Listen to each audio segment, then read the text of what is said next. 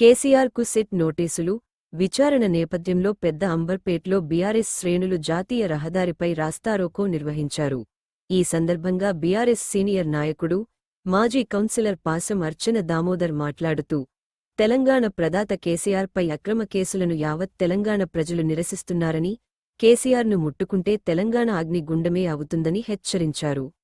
కేసీఆర్పై SIT విచారణ రాజకీయ ప్రతీకారానికి అద్దం పడుతుందని, తెలంగాణలో ప్రస్తుతం జరుగుతున్న రాజకీయ పరిణామాలు ప్రజాస్వామ్యానికి సిగ్గుచేటుగా మారుతున్నాయన్నారు.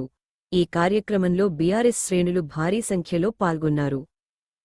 పెద్దంబర్పేట 52వ డివిజన్ లో మా టిఆర్ఎస్ కార్యకర్తలు భారీ ఎత్తున పెద్ద ఎత్తున ఈరోజు కేసీఆర్ మీద సీట్ వేసిన సందర్భంగా మన ఒక తెలంగాణ ఉద్యమకారుడు, మన తెలంగాణ జాతిపిత కేసీఆర్ గారిని అవమానపరిచే విధంగా ఈ రోజు నందినగర్ నివాసంలో ఈరోజు ఆయన సీటు ఎంక్వైరీ చేసినందున మేమందరం ఎంతో మనోవాదనకు గురయ్యి, ఒక తెలంగాణ రాష్ట్రంలో ఒక సీఎం కు, ఒక తెలంగాణ జాతిపితకి రక్షణ లేనప్పుడు ఇక సామాన్య ప్రజలకు ఏర దిక్కుంటుంది అని చెప్పేసి ఈ రోజు యావత్ తెలంగాణ ప్రపంచం అంతా చాలా దిగ్బంధంలో ఉన్నాయి. ఎక్కడికక్కడ ఏ రాష్ట్రంలో ఎక్కడక్కడ ఏ గల్లీలో అయినా ఏ ఊర్లోనైనా కేసీఆర్ కి అండగా అందరూ నిరాహార దీక్షలు చేపిస్తున్నారు. రోడ్డు మొత్తం జామ్ చేసుకొని ఈరోజు మనం అందరము మన తెలంగాణ సీఎం కేసీఆర్ గారికి అండగా ఉంటామని చెప్పేసి చెప్తున్నాము.